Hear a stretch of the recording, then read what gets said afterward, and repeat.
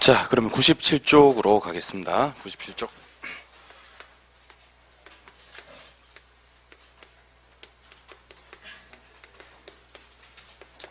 자, 오늘 보실 부분은 이제 부동산 경제론 부분인데요. 부동산 경제론은 수요공급 이론과 경기 변동 이론 이렇게 두 개로 구성이 되는데 수요공급 이론이 중요합니다. 경제론 중에서 부동산 수요공급 이론.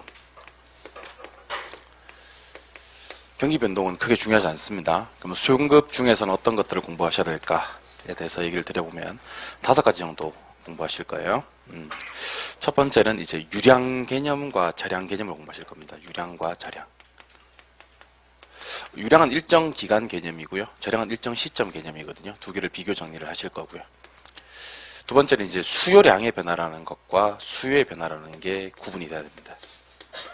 수요량은 해당자와의 가격의 변해서 곡선상의 점이 이동을 나타내는 것이라면 수요의 변화는 해당자와의 가격 이외가 변해서 곡선 자체가 변하는 겁니다. 세 번째는 이 중에서 수요를 변화시키는 요인에 대해서 공부를 할 건데 거의 대부분 시험은 이제 소득 아니면 대체재 보완제 쪽에서 출제가 됩니다. 소득하고 대체재 보완제 쪽. 네 번째가 이제 균형이라는 것. 다섯 번째가 이제 탄력성이라는 것에 대해서 정리를 해드릴 거예요. 이렇게 해서 총 5개 파트. 그럼 첫 번째로 이제 우리가 보실 내용이 유량과 저량인데 유량과 저량을 공부하기 위해서는요 수요 공급을 한번 정의해 보도록 하겠습니다. 먼저 첫 번째 수요 공급의 정의. 수요란 무엇이냐, 공급이란 무엇이냐. 수요는 일정 기간 동안에 소비자가 정하나 서비스를 구매하고자 하는 욕구를 말합니다. 구매하고자 하는 욕구. 그럼 공급이란 건 물결 표시 자리에 이제 구매하고자 하는 욕구가 아니라 판매란 말을 쓰면 돼요. 일정 기간 동안에 판매하고자 하는 욕구, 그러면 공급이 됩니다. 그래서 그냥 단순히 구매하고자 하는 욕구, 판매하고자 하는 욕구 하지 마시고 좀 귀찮더라도 일정 기간이라는 개념을 붙여주셨으면 좋겠어요. 우린 이것을 유량의 개념이라 그래요. 유량. 왜냐하면 이제 수요와 공급은 뭐 산다는 얘기와 판다는 얘기 아닙니까? 그죠? 10개를 산다, 100개를 판다. 그보다 더 중요한 게 얼마 동안 10개를 사는지 얼마 동안에 100개를 파는지가 더 중요할 수 있다는 겁니다. 그래서 수요 공급은 일정 기간을 명시해야 되는 유량의 개념. 두 번째, 구매한 게 아닙니다. 하려고 하는 거지. 하고자 하는 개념이에요. 그래서 우리는 이것을 사전적 개념이라 그래요. 아직 사기 전이고 아직 팔기 전이다. 구매하려고 하는 거 또는 판매하려고 하는 거다. 세 번째, 이 욕구는 반드시란 말을 써도 괜찮아요. 반드시 유효수요여야 합니다. 유효수요. 같은 말로 유효수요는 실질적 수요라고도 하는데 유효수요, 실질적 수요는 구매하고자 하는 의사만 가지고는 안 된다는 거예요. 의사는 당연히 있어야 되고 구매 능력을 가지고 있는 사람이 사려고 할 때만 유효한 수요가 된다라는 겁니다. 그럼 비교해야 될 개념을 한번 살펴드리면요. 일단 유량의 개념에 대응되는 개념은 일정 시점 개념이에요. 일정 시점 뭔데? 일정 시점은 저량입니다. 저량. 이게 중요하다는 거예요. 그러니까 기간 개념인 유량과 시점 개념인 저량을 비교하는 게 일단 첫 번째 우리가 공부하시는 핵심이고, 사전적 개념에 대응되는 개념은 사후적 개념인데 이건 별로 중요하지 않아요. 사후적 개념이 아니고 사전적 개념이다 라고만 기억하시면 됩니다. 세 번째, 유효수요에 대응되는 개념을 잠재수요다 또는 예비수요다 라고 불러요. 예비수요. 정말 조심하셔야 되는데 예비수요는 수요란 말이 붙어있죠. 근데 이거 수요 아니에요. 앞에 잠재나 예비라는 단어가 들어가면 그거 현재 상태는 그게 아닐 때 앞으로 장차 이게 될 수는 있는데 지금 현재 상태 그게 아닐 때 쓰는 말입니다. 예를 들면 예비신랑, 그러면 예비신랑은 신랑이 아니야. 아니죠. 장차 신랑은 될 수 있겠지만 지금 현 상태에서 신랑은 아닐 때 예비신랑 하듯이 수요도 장차 수요가 될 수 있을지라도 지금 현재는 수요가 아니라고 얘기를 합니다. 이유는 이런 구매의사는 있는데 능력이 없는 거예요. 단순히 사고 싶다지 진짜 능력까지 되는 건 아니에요. 그래서 유효수요와 잠재수요를 구분하는 기준은 구매력이라고 부릅니다. 구매력. 조심하실 점은 이 구매력은 꼭 자신의 소득으로만 갖출 필요는 없어요. 자신의 소득으로만 갖출 필요는 없고 정부의 보조금, 그 다음에 은행의 대출금을 포함을 시킵니다. 그러니까 은행 대출을 받더라도 일단 능력을 갖추게 되면 유효한 수요가 되고 구매력이 없는 수요는 잠재수요가 된다. 요것만 영어로 표현하면 디맨드가 되고 요것만 수요예요. 그럼 요거는 영어로 표현하면 니즈가 돼요. 니즈. 그리고 얘는 굳이 다시 우리말로 해석을 하자면 소요가 됩니다. 그래서 제가 하고 싶은 얘기는 수요는 반드시 무슨 수요만, 유효수요만, 그러니까 뭐가 있는, 구매력이 있는 유효 수요만 수요지 구매력이 없는 잠재 수요는 수요 아니다. 뭐다? 소요다. 그러면 수요와 소요를 구분하는 기준은 구매 의사다 아니면 구매력이다. 구매력이다. 구매력이 있어야 진짜 수요인 유효 수요를 가고 구매력이 없으면 소요. 아직은 수요 아니고 장차 수요될 수 있는 잠재 수요, 예비 수요로 간다는 겁니다. 잠재 수요, 예비 수요는 수요란 말이 붙어 있어도 현 상태에서는 수요가 아니다. 유효 수요만 수요다. 구매력이 있고 살려고 할 때만 수요지 구매력이 없이 사고만 싶다는 것은 소요지 수요 아니다. 기억하시기 바랍니다. 다시 말씀드리지만 핵심은 그게 아니라 이거라 그랬어요. 일정 기간이 유량이라면 일정 시점은 저량이다. 자 그러면 7번 한번 보시죠. 왜 우리는 유량과 저량을 같이 공부해야 될까? 자 2016년 1월 1일 요거는 시점이고 저량입니다. 2016년 12월 31일 요거는 시점이고 저량입니다. 시점은 저량이라고 그랬죠? 만약에 제가 2016년 1월 1일부터 2016년 12월 31일까지 그려버리면 1년 동안이 돼버립니까? 요게 뭐죠? 기간이 되면서 유량이 됩니다. 즉 저량과 저량 사이에 뭐 있다? 유량이 있다. 시점과 시점 사이에 기간이 있기 때문에 유량과 저량은 뗄래야 뗄 수 없는 관계입니다. 예컨대 5월 1일, 5월 31일 그려버리면 한 달 동안 0시 24시 그려버리면 하루 동안 그런 식으로 어떤 시점과 어떤 시점을 잡아도 관계없으니까 시점과 시점 사이는 기간이고 저량과 저량 사이에 유량이 있으니 유량과 저량 함께 공부하는 겁니다. 자 그럼 7번 한번 보세요. 지금부터 제가 유량이라고 써볼 거고요. 저량이라고 써볼 겁니다. 그리고 표현을 한번 해보겠습니다. 유량은 방금 제가 일정 기간이라고 그랬습니다. 영어로는 flow입니다. flow. 그 다음에 한자로 표현하면 흐를 유자로 표현을 합니다. 그림으로 표현하면 시작점이 있고 끝점이 있고 그 사이에서 한번 흘러줘야 돼. 그걸 유량이라고 합니다. 저량은 일정 시점입니다. 영어로 표현하면 스톡입니다. 그림으로 표현하면 저수지를 그려볼게요. 저수지를 그리고 저수지에 물이 가둬져 있다면 그 시점을 우리는 저량이라고 부릅니다. 그래서 저량은 한자로 표현하면 쌓을 저자 또는 가둘 저자로 표시를 합니다. 그리고 우리가 흔히 저축, 저수지 할 때 그 저자를 얘기하는 거예요. 그럼 지금부터 제가 유량 관계되는 변수들과 저량 관계되는 변수들을 쭉 한번 나열하고요. 요거를 갖다가 수업 시간 안에 암기를 시켜 드릴 테니까 칠판 한번 보시기 바랍니다. 자 일단 쭉 써보겠습니다. 임대료, 지대, 소득, 수익, 주택 거래량, 국민 총생산 또는 국내 총생산, 그래서 GNP, GDP 이런 것들, 그 다음에 가격, 가치, 지가, 그 다음에 인구, 재산, 자산, 국부, 외채, 외환 보유액 이런 것들, 외환 보유액 이런 것들. 그러면 지금부터 이걸 갖다가 이제 암기도 하고 이해도 하고 한번 해볼게요. 자, 임대료 지대랑 가격, 가치, 지가 차이 좀 알려드리겠습니다. 임대료는 토지 임대료는 뭐라 그러죠? 지대. 따로 외울 필요는 없어요. 임대료 하나 외우고 토지 임대료는 뭐니까? 지대니까 임대료 개념이에요. 임대료는 한 달이면 한 달, 1년이면 1년, 2년이면 2년 이렇게 기간을 정해놓고 그 기간 동안 부동산을 사용하는 대가로 내어놓는 돈이기 때문에 유량이에요. 근데 가격, 가치, 지가, 토지 가격이 지가니까 가격, 가치, 지가는 특정 시점에서 부동산과 화폐가 교환된 대가입니다. 그러니까 저량 개념입니다. 그러니까 임대료 개념은 지대 개념은 무슨 개념이고? 유량. 가격, 가치, 지가 개념은 시점 개념이 측정이 되니까 뭐다? 저량. 소득, 수익. 자, 따라해보세요. 인컴. 자, 벌어들인다는 싹 다 유량입니다. 제가 지명관계상 두 개만 쓴 거예요. 소득, 수익. 근데 벌어들인다는 싹 다 유량입니다. 여러분들 100만 원 버는 사람은 많이 벌어요, 적게 벌어요 이렇게 물으면 몰라요 라고 해야 됩니다. 자 보세요. 시간당 100만 원 벌어요. 일당이 100만 원이에요. 월급이 100만 원이에요.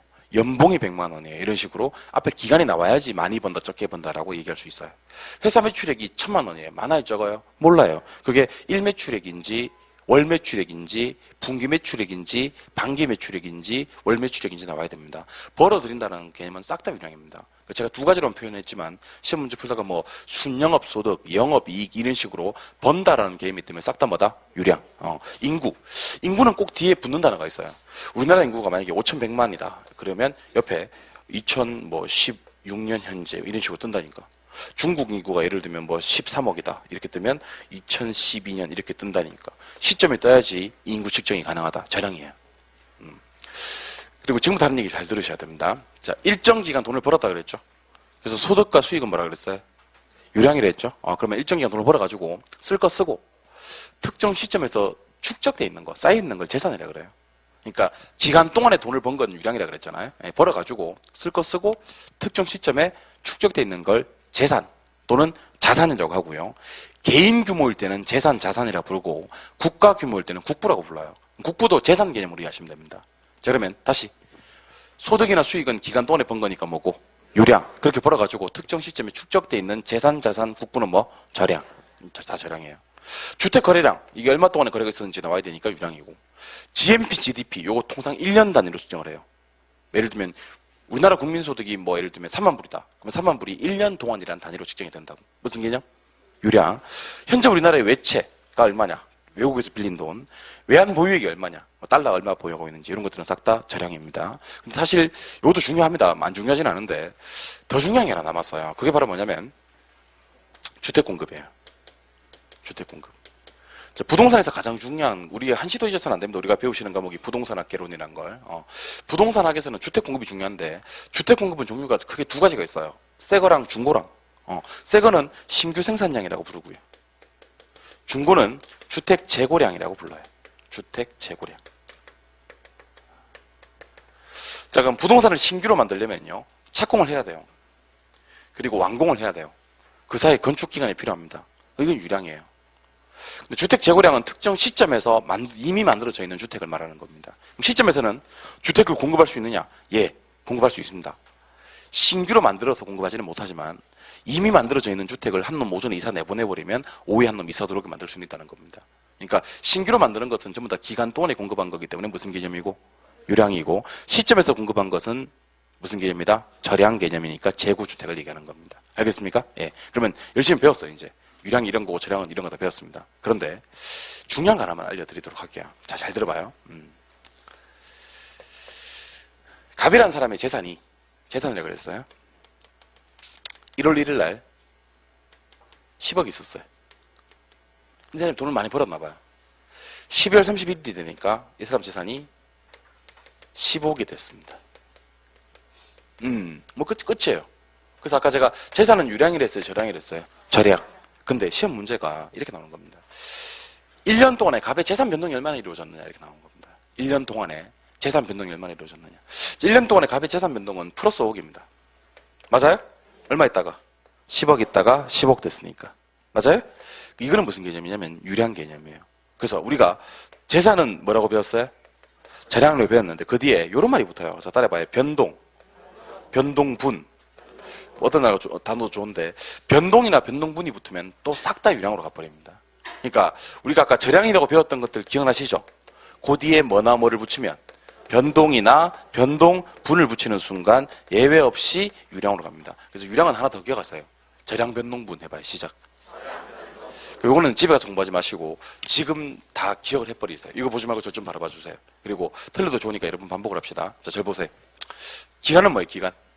유량. 시점은 저량. 가격 가치 지가는 저량. 임대료 지대는 유량. 소득 수익은 유량. 인구는 저량. 그 다음에 재산 자산 국부는 저량. 주택 거래량이나 국민 총생산은 유량. 외채 외환 보유액은 저량. 주택 재고량은 저량. 신규 주택 공급량은 유량. 이렇게 여러분 반복하시는 거예요. 알겠어요? 그리고 우리가 저량이라고 배웠던 것들 있잖아요. 그 뒤에 변동이나 변동분을 붙이면 유량. 그래서 대답하세요. 재고는 뭔데? 저량인데 재고 변동은 유량이야. 인구는 뭔데? 저량인데 인구 변동분은 유량. 그렇게 이해하시는 겁니다. 그래서 이거는 집에 가서 암기하지 마시고 3, 4월 달에 또 할 거고 5, 6월 달에 또 할 겁니다. 문제는 어떻게 나오냐면 박스 안에다가 방금 제가 소개해드렸던 거 있지 않습니까? 이걸 갖다가 한 6개나 7개를 넣어요. 7개를 넣고 다음 중 유량은 모두 몇 개인가? 또는 저량은 모두 몇 개인가? 이렇게 찾아라 하라고 문제가 나옵니다. 그러면 유량은 몇 개, 저량은 몇 개 이렇게 찾으시면 됩니다. 어렵지 않아요. 수요공급 이론에서 난이도가 가장 낮은 파트입니다. 근데 요걸 좀 공부해야 됩니다. 지금부터 제가 여러분들한테 주택 수요와 주택 공급에 대해서 소개를 좀 해드리겠습니다. 자, 먼저 유량의 공급량이라는 것과 유량의 주택 수요량이라는 것은 뭐고, 저량의 주택 공급량이라는 것과 저량의 주택 수요량이라는 게 뭔지를 소개해 드릴 거예요. 칠판 한번 바라봐 주세요. 유량 공급이란 것은 일정 기간 동안에 공급되는 거고요. 유량 수요라는 것은 일정 기간 동안에 보유하려고 하는 거예요. 보유한다는 말은 살려고 하는 거란 얘기지. 중요한 게 하나 있어요. 일정 기간 공급되는 게 제가 방금 뭐라 그랬어요? 유량 공급이라 그랬지. 근데 이 공급은 신규일까 재고일까? 신규. 아까 소개해드렸던 거. 저량 수요는요, 일정 시점에서 보유하려고 하는 거예요. 그래서 유량 수요와 저량 수요는 큰 차이가 없어요. 유량 수요는 뭐래? 기간에 보유하는 거라면 저량 수요는 시점에서 보유하는 거니까. 근데 유량 공급과 저량 공급은 상당히 큰 차이가 있어요. 저량 공급은 특정 시점에서 공급되는 거 그러면 절단납니다. 시점에서는 신규로 공급이 돼야 안 돼요? 안 돼요. 그럼 시점에서 뭐라고 얘기해야 되면 존재하는 거 해야 돼요. 존재하는 거란 말은 신규 재고. 그래서 제가 하고 싶은 얘기는 유량 공급과 저량 공급은 완전히 달라요. 유량 공급은 일정 기간에 공급되는 거 맞죠? 근데 저량 공급은 일정 시점에 공급되는 거 맞죠? 아니에요. 일정 시점에 공급되는 게 아니고 일정 시점에 존재하는 거. 그럼 말이 완전히 달라요. 유량 공급은 기간에 뭐 하는 거? 공급되는 거. 저량 공급은 시점에 공급되는 게 아니고 시점에 존재하는 거. 그래서 이걸 가지고 문제가 나와요. 문제가 어떻게 되냐면 첫 번째 이렇게 떠요. 자, 지난 1년 동안 특정 지역에 전체 주택이 신규로 건설이 되고 그 중에서 50채가 미분양되었다 이렇게 뜨는 거예요. 문제는 끝났고요. 두 번째, 현재 우리나라에 1,500만 채 주택이 존재하고 있다. 이렇게 떠요. 1,500만 개가 존재한다. 그 중에서 100만 채가 공가 상태에 있다. 공가라는 말은 빈집을 얘기하는 거지. 자, 그럼 여러분들은 지문 해석을 좀 해보도록 합시다. 10번 보세요. 1년 동안 보이십니까? 그리고 신규 건설 보이십니까? 1년 동안은 기간 맞나요? 신규 건설은 새로 만든 거고요. 그럼 이 1,000개가 뭐냐면 유량의 공급이다까지 얘기해 주셔야 돼요. 뭐요? 요 단어만 보고 이게 유량 공급인지 알아야 돼. 그 중에서 몇 개 사람이 안 살아? 50개는 사람이 안 살아? 그럼 사람이 살고 있는 건 몇 개? 950개. 그럼 유량 수요는 몇 개? 950개. 950개는 수요된 걸로 봅니다. 그러니까 1,000개가 건설이 된 건 무슨 공급이고? 유량 공급이고, 그 중에서 50개는 사람이 안 살고, 사람이 살고 있는 게 몇 개? 950개는 기간 동안에 수요된 거, 그 유량 수요가 된 거라고요. 그 밑에 건 여러분들이 좀 해주세요. 현재 보이세요? 존재 보이시냐고요. 그럼 이 1,500만 원 뭐예요? 저량의 공급이에요. 공급까지 해주셔야지. 맞아요? 100만 채가 뭐예요? 공가. 그럼 1,500만 개 중 100만 개는 사람이 안 살지. 그럼 사람이 사는 거 몇 개? 1,400만 개. 1,400만 개는 뭐 된 거다? 수요된 거다. 이렇게 보는 거라고요. 그래서 여러분들이 요 유량과 저량은 따로 집에서 공부 안 했으면 좋겠어요. 왜냐면 요거는 제가 맞추게 해드릴 자신이 있어요. 집에서 공부 안 해도. 변별력이 없는 파트라고. 제가 지난주에 변별력이라는 말을 한 적 있죠. 공부한 사람 맞춰 안 맞춰? 당연히 맞추고. 공부 안 한 사람은 맞춰 못 맞춰? 그래도 맞추는 게 변별력이 없는 거예요. 그럼 하고 맞출 거야? 안 하고 맞출 거야? 안 하고 맞추고 거기 세이브된 시간은 다른데 안 하면 못 맞추는데 투자하시는 게 좋다는 겁니다. 그러니까 유량과 저량은 요거 제가 틀린 사람 한 사람도 안 만들게요. 여러분들. 표정이 왜 이래? 표정이 왜 이런데 내가 한 명도 안 틀리게 한다고 하는데 좋은 얘기 하는 거야? 나쁜 얘기 하는 거 아니에요? 알겠죠? 이거는 제가 시험에 나왔을 때 한 사람도 틀리게 나오는 사람이 없게 만들 테니까 일단 시험에 나오는 유형은 기억하셔야 됩니다. 유량과 관계되는 변수들과 저량과 관계되는 변수들을 숙지할 것. 됐어요? 그다음 유량 공급과 유량 수요, 저량 공급과 저량 수요를 비교하는데 유량 공급과 저량 공급은 완전히 다르다는 거. 공급되는 거랑 존재하는 거랑 다르다는 거. 그리고 실제 예를 보면서 유량 공급 몇 개, 유량 수요 몇 개, 저량 공급 몇 개, 저량 수요 몇 개 맞추는 방법들을 적용해 주시자는 겁니다. 알겠습니까? 여기까지는 유량 저량이었습니다. 상당히 중요한 테마고요. 저한테 개인적으로 물으신다면 저는 유량과 저량이 이번 시험에 나올 것 같습니다. 열심히 하셨으면 좋겠습니다. 그렇다고 별표 4개까지는 아니고 별표 3개를 좀 쳐드리고 싶은 파트가 유량 저량이에요. 두 번째는 제가 뭐를 소개해 드릴 거냐면 법칙이란 걸 소개해 드릴 겁니다. 법칙. 보세요. 법칙. 우리가 배우시는 법칙은 2개 법칙이 있어요. 하나는 수요 법칙과 하나는 공급 법칙이 있는데 제가 법칙이라고 얘기를 하거든요. 여러분들은 무조건 PQ 하시면 돼요. PQ. 무조건 PQ. P가 뭡니까? 그럼 P는 프라이스. 프라이스가 뭐예요? 가격. 대신에 임대료 하셔도 돼요. 수요 공급 이론에서는요, 유량과 저량을 제외하면 가격과 임대료는 구분 없이 씁니다. 자, 그럼 대답하세요. 균형 가격과 같은 말. 균형 임대료. 수요의 가격 탄력성과 같은 말. 수요의 임대료 탄력성. 가격이 오르면 같은 말. 임대료가 오르면. 그러니까 가격이 뜨면 임대료로 바꿔서 또는 임대료가 뜨면 가격으로 바꿔서 해석하셔도 수요 공급 이론에서는 통용이 됩니다. 두 번째 Q는요, 퀀티티입니다. 뭐라고요? 퀀티티가 뭐예요? 양이죠. 이거 양이에요. 그러니까 PQ라는 것은 가격과 양인데 Q 뒤에다가 디맨드를 붙이면 양은 양인데 수요량이고요. Q 뒤에다가 S를 붙이면 양은 양인데 공급량이 되는 겁니다. 자, 그럼 칠판요. 우리가 배우시는 법칙은 딱 두 개 법칙을 배우십니다. 딱 두 개 법칙. 첫 번째 법칙은 수요 법칙을 배우시고요. 두 번째 법칙은 공급 법칙을 배우십니다. 자, 그럼 설명 좀 들으세요. 수요 법칙은 뭐냐면 PQ의 관계고요. 공급 법칙은 뭐냐면 PQ의 관계예요. 법칙이 때문에 무조건 PQ예요. 알겠어요? 그런데 수요 법칙은 가격과 양은 양인데 수요량의 관계고요. 공급 법칙은 가격과 양은 양인데 공급량의 관계입니다. 근데 앞에서 배운 거 또 써먹어 볼까요? 수요 공급은 사후적 개념이랬어요? 사전적 개념이랬어요? 사전적 개념. 사전적 개념은 산 거예요? 살려고 하는 거예요? 살려고 하는 거. 판 거예요? 팔려고 하는 거예요? 팔려고 하는 거. 그럼 대답하세요. 가격이 비싸지면 사람들은 많이 살려고 그래요? 적게 살려고 그래요? 적게 살려고 하고, 가격이 싸지면 많이 살려고 하겠지. 가격과 수요량 사이는 반비례 관계가 성립을 해요. 반대로 움직인다. 이걸 한 글자로 표현하면 역이다. 그래요. 역. 이걸 보로 표시하면 마이너스. 수요 공급 이론에서는 마이너스 때리면 무조건 반비례예요. 얘를 그래프상에 옮기면 좀 이따 배우시겠지만 우하향입니다. 뭐라고요? 우하향. 또 칠판 보세요. 공급 법칙. 가격이 비싸지면 사람들은 많이 팔고 싶어요. 공급자들은 그래요. 돈이 될 때 많이 팔고 싶어요. 싸지면 적게 팔고 싶어 하겠지. 그럼 가격과 공급량은 무슨 관계가 성립을 한다? 비례. 비례는 한 글자로 정을 부호로 플러스. 얘는 그래프상에 표시하면 우상향이 됩니다. 그래서 여러분들 그 중지와 검지를 꺼내보세요. 꺼냈어요? 예, 그 다음에 PQ라고 해봐요. 이게 뭐야? 가격이고요. 이게 양이에요. 그다음 PQ가 요래 움직임 무슨 법칙? 수요 법칙. 한 글자. 역. 세 글자.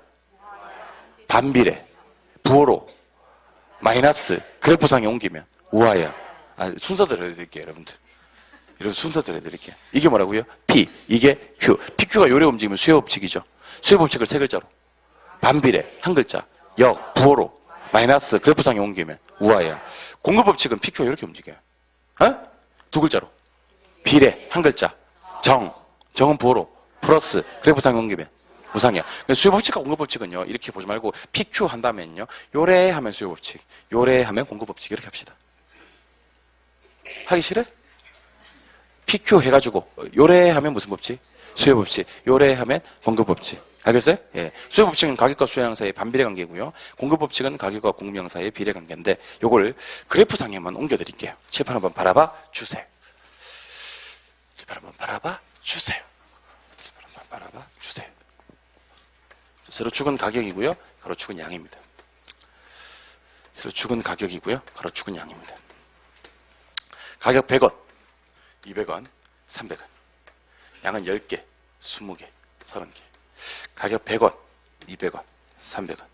양은 10개, 20개, 30개. 근데 정말 귀찮은데 진짜 마지막으로 한 번만 더 점을 9개 찍어보도록 하겠습니다. 다시는 내 점 9개 찍지 않겠습니다. 정말 귀찮은데 하나, 둘, 셋, 넷, 다섯, 여섯, 일곱, 여덟, 아홉. 보이십니까 지금? 하나, 둘, 셋. 귀찮아. 넷, 다섯, 여섯, 일곱, 여덟, 아홉. 이 9개 점 중에서 마음에 드는 점을 3점만 발견해서 저한테 얘기해 주시면 되겠습니다. 일단 마음의 준비하시고 지금부터 출발하겠습니다. 여러분들이 한번 만들어 보아요. 만들어 보아요. 자, 대답하세요. 가격이 100원일 때는 10개, 20개, 30개 중에 몇 개 사실 거예요? 30개 사셔야 됩니다. 여기서 실컷 자다가 일어나고 쌤 저는 20개만 들면 안 돼요. 가격이 100원 할 때는요, 10개, 20개, 30개 중에 제일 많이 산다는 게 수요 법칙이에요. 알겠어요? 200원 할 때는 몇 개? 10개, 20개, 30개 중에 20개. 300원 할 때는 10개, 20개, 30개 중에 10개. 그럼 가격이 뭐하면? 상승하면 수요량은 많다? 감소한다. 점 3개 지금 찍었습니까? 이걸 연결하면 이게 수요 곡선이 돼요. 수요 곡선을 영어로는 디맨드 커버라고 하고요. 이것의 모양이 우하향하는 모양이에요. 여러분, 우하향은 별거 아니에요. 우측으로 가면서 점점 내려온다는 모양이에요. 한번 그려보세요. 이렇게. 그렸어요? 예. 앞으로 수요 곡선을 그릴 때는 이렇게 그리세요. 알겠어요? 그리면서 입으로는 어떻게? 우하향. 절대로 이걸 그릴 때 이렇게 그리시면 안 돼요. 이렇게 그리셔야 돼요. 이렇게 그리면 좌상향이 된다. 뭔 말인지 모른다? 이 그래프는 항상 우측으로 하면서 그리는 거예요. 우측으로 하면서 어떻게? 내려오게. 어떻게? 우하향. 그 공급 곡선 한번 대답해 보세요. 가격 100원 할 때는 10개, 20개, 30개 중에 몇 개 팔고 싶어요? 10개, 10개만. 200원 할 때는 20개, 300할 때는 30개. 맞아요? 가격이 뭐하면 상승하면 공급량이 증가하고요. 그걸 연결하면 이렇게 됩니다. 이렇게. 이걸 그 유명한 서플라이 커브라고 하고요. 이걸 우리는 공급 곡선이라고 하며 모양은 우상향하는 모양입니다. 그럼 공급 곡선 어떻게 그린다? 이렇게 그린다. 앞으로 제가 우하향 그리거든 무슨 곡선? 수요 곡선. 우상향 그리거든 공급 곡선. 우하향, 수요 곡선, 우상향, 공급 곡선 이렇게 보시면 됩니다. 알겠습니까? 예, 그러면 이제 수요 곡선과 공급 곡선까지는 왔습니다. 그럼 지금부터 제가 수요 곡선과 공급 곡선을 그래프상에 한번 옮겨 볼게요. 칠판 보세요. 자, 세로축이 가격이고요. 가로축이 양입니다. 자, 한번 해볼게요. 우하향은 수요 곡선? 우상향은 공급 곡선? 만나는 점을 균형이라고 불러요. 이게 디맨드 커버, 이거 서플라이 커버 만나는 점을 균형이라고 그래요. 뭐라고요? 자, 균형에서는 두 가지 결정이 되거든요. 균형에서는 두 가지가. 첫 번째 균형에서 결정되는 가격을 균형 가격이다 그래요. 균형에서 결정되는 양을 균형 양이다 그렇게 얘기를 해요. 그럼 칠판 한번 바라봐 주세요. 균형은요, QD하고 QS하고 같아지게 만들면 돼요. 자, QD는 무슨 양과? 수요량과 QS는 공급량이 같아지는 점이 뭐고? 균형이고. 거기서 결정되는 P가 뭐? 균형 가격. 거기서 결정되는 Q가 균형량. 자, 그럼 지금부터 제가 문제 어떻게 나오는지 한번 알려드리도록 할게요. 칠판 보세요. 문제 이런 식으로 나옵니다. 쉬워요. 쉬워요. 이 정도가 작년 기출 문제였습니다. 어떻게 나왔냐면 이렇게 나옵니다. QD는 예를 드는 겁니다. 1400-2P이다. QS는 200 플러스 4P이다. 이 자료를 보고 쉬워요. 균형 가격을 구하시오.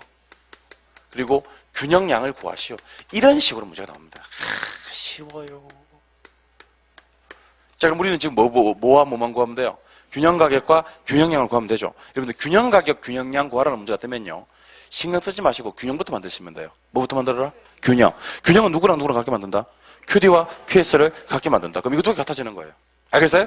그럼 누구랑? 1400-2P는 얼마? 200 플러스 4P. 자, 이꼴 표시 왼쪽에 있는 걸 좌변이라고 하고요. 이꼴 표시 오른쪽에 있는 걸 우변이라고 하는데, 좌변, 우변은 왔다리 갔다리 할 수 있어요? 없어요? 있어요. 왔다리 할 때 부호는 바뀌어요. 그럼 대답하세요. 마이너스 2P가 오른쪽으로 가면 플러스 2P. 근데 지금 4P가 기다리고 있잖아. 몇 P? 6P. 아, 선생님 6P가 어디서 나왔어 하시는 분들은 이 문제 건너뛰는 걸로 합시다. 내 잘못이 아니니까, 내 잘못이 아니니까. 알겠어요? 이건 내 잘못이 아니에요. 같이 살라 그러면 안 돼. 이건 부동산학 개론이 아니에요. 산수지. 내가 산수 선생인가 개론 선생이지. 그쵸? 요거는 플러스 200 있잖아요. 왼쪽으로 하면 뭐가 돼요? 마이너스 200. 마이너스 200은 1200이 되지. 맞아요? 그럼 P는 얼마가 나와요? 200. 여러분들 이 200은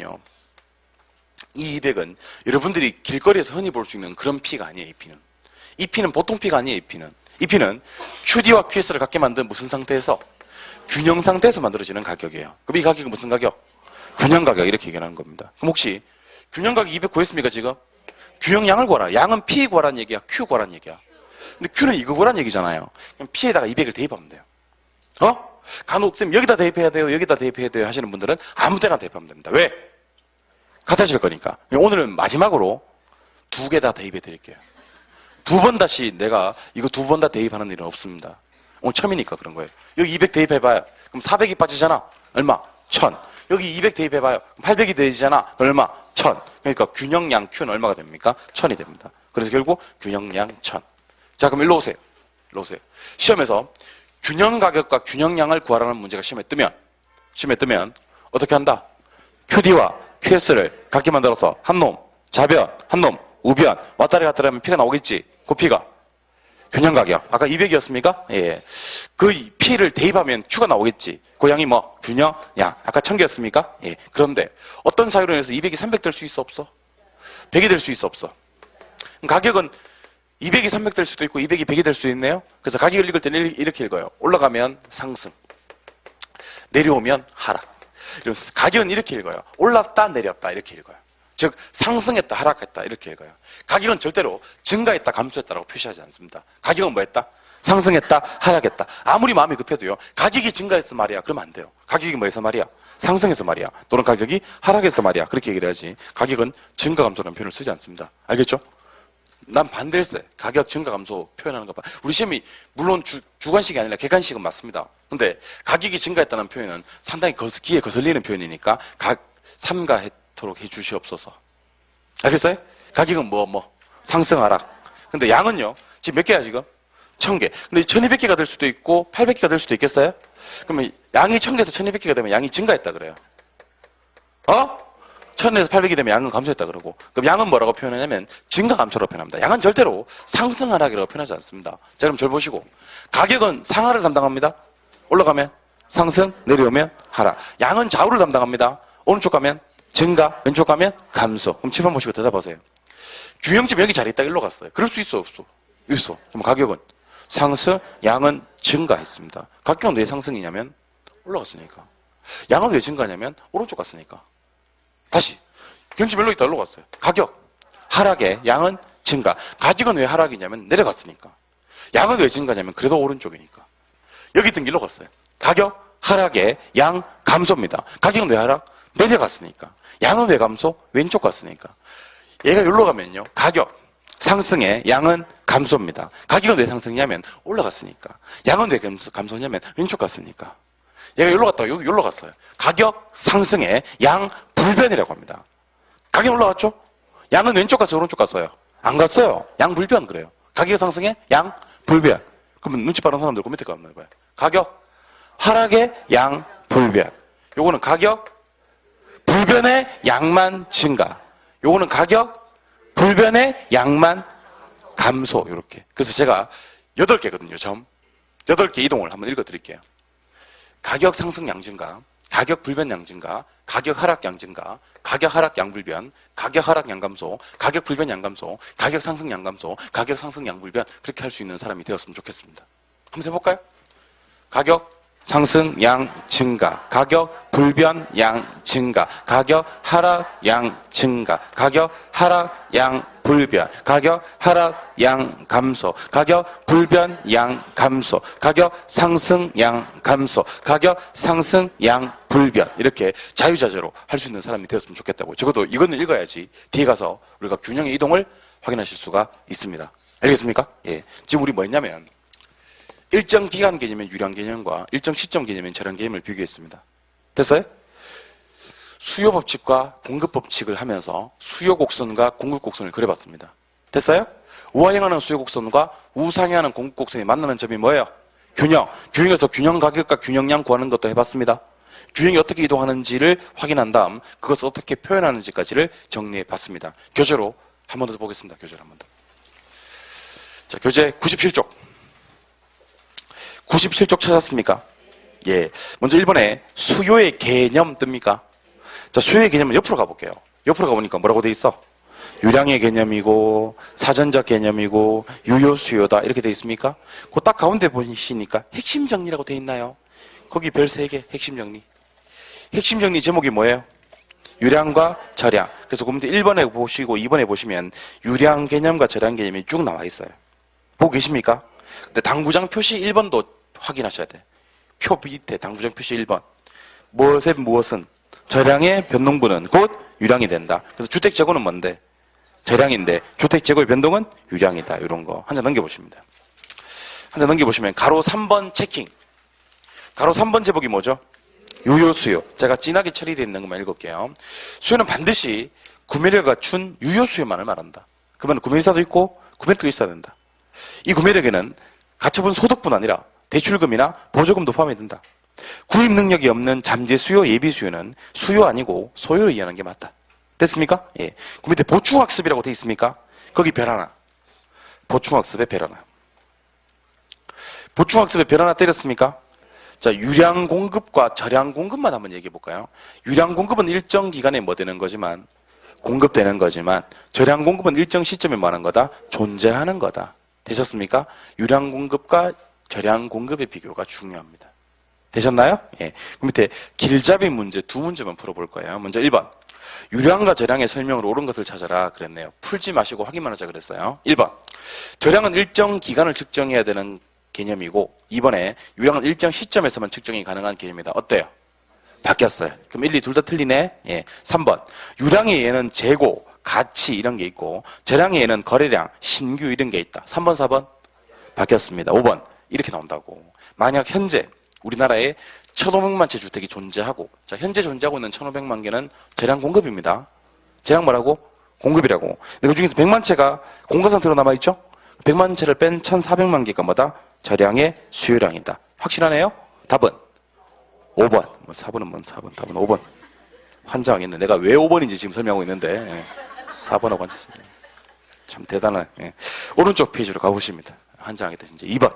다음 중 저량은 모두 몇 개인가 찾아라. 이렇게 나옵니다. 몇 개인가 찾아라. 벌써 이런 얘기를 해서 죄송한데 우리 시험에 옳은 건 모두 몇 개인가 이렇게 나왔던 문제는 그동안 1번이 답이었던 적이 단 한 번도 없었어요. 단 한 번도. 그래서 모두 몇 개인가 하는 문제는요. 오지선으로 풀지 마세요. 1번은 답이 되는 경우가 잘 없으니까. 알겠어요? 두 번째, 5번이 답이 되었던 경우가 있었겠어요? 없었겠어요? 있었어. 딱 한 번 있었어요. 딱 한 번. 그 외에는 전부 다 2번, 3번, 4번이 답이었던 경우가 대부분이었습니다. 물론 확률적으로 그러다는 겁니다. 그래서 혹시 다음 중 가장 옳은 것은 모두 몇 개인가를 찍을 때는 푸시였을 때는 그냥 푸신 대로 가시면 되고 찍을 때는 몇 번 날리고 몇 번 날리고 1번 날리고 5번 날리고 몇 번 중에 2, 3, 4번 중에 체크하시는 게 가장 좋은 방법이 아닌가라는 생각이 듭니다. 근데 제가 왜 이런 얘기를 드리는지 아세요? 옳은 건 모두 몇 개인가 하는 문제를 풀게 만들어 놨더니만 푸신 분들이나 찍으신 분들이랑 차이가 별로 없더라는 거예요. 푸신 분들도 뭐 그렇고 찍은 사람들도 뭐 그래. 결과는 비슷해. 푼 사람들은 시간 엄청 잡아먹겠지만 찍은 사람들은 시간은 최소한 절약은 했지 않습니까? 그렇죠? 그리고 확률이 20%가 아니고 1번, 5번 날리니까 33.3%로 확률을 상당히 높였습니다. 그래요? 근데 이런 문제는 쉬운 문제라서 그렇게 찍을 까지는 없는데 옳은 건 모두 몇 개인가 하는 문제 그렇게 대비하셔도 무방하다는 겁니다. 출발하겠습니다. 주택 재고, 절약, 임대료, 유량, 자산, 절약, 임금. 임금은 소득을 얘기하는 거예요. 유량, 인구, 절약, 신규, 유량. 절약 찾아라 그랬네. 그러면 아까 재고하고 자산하고 인구하고 답은 3개. 정답 2번. 이거 어떤 사람도 많냐면 3개 하면서 3번 체크하는 사람도 많아요. 3개 하면서 3번 체크하는 사람 많아요. 왜 3번 체크하는데 그러니까 3개니까 하면서 3번 체크합니다. 조심하시옵소서. 알겠죠? 3개지만 답은 몇 번? 2번. 이렇게 처리할 수 있어야 됩니다. 그러니까 요 1번, 2번이 대표 유형의 문제예요. 어렵진 않죠? 어렵지 않잖아요. 예. 그 밑에 가로 2번으로 내려갑니다. 제일 밑에 가로 2번. 수요 법칙과 수요 곡선 하고 나옵니까? 별 한 개만 때려주시고 가로 2번에 괄호 2번에 가로 2번에 별 하나 때렸어요? 자, 진하게 칠이 되어 있는 것만 읽을게요. 가격과 수요량 사이는 무슨 관계가 성립한다? 반비례, 한 글자, 역, 부호로, 마이너스. 한 장 넘겨보시면 동그라미 2번에 그래서 수요 법칙은 수요 곡선이 어떤 모양이다? 우하양. 우하양 보이십니까? 예. 오른쪽 페이지로 가시면 3번. 수요량의 변화와 수요의 변화 있습니까? 거기 별 2개 때려 두셔야 돼. 중요합니다. 별 2개 때려 주셔야 돼. 그리고 근데 가로 1번에 보니까 수요량의 변화 있습니까? 가로 2번에 보니까 수요의 변화 있습니까? 그 2개를 비교하셔야 되는데 쉬는 시간에 고라 갔다가 쉬지 말고 한번 읽어보세요. 수요량의 변화는 과연 뭔지, 수요의 변화는 과연 뭔지. 저는 지금 쉬러 갈 거거든요. 쉬러 갈 건데 여러분들은 쉬지 말고 맨날 쉬는 거 뭐, 그죠? 환심 빨리 갔다 오셔서 수요량의 변화와 수요의 변화 그거 쉬는 시간에 한번 읽어보시고 제가 왜 자꾸 쉬는 시간까지 쪼개서 지금 정리를 하라고 하냐면 집에 가서 복습하는 시간을 좀 줄여드리고 싶어서 그래요. 알겠죠? 쉬는 시간에 수요량의 변화와 수요의 변화가 뭔지 알든 모르든 한번 읽어보시기 바랍니다. 쉬겠습니다.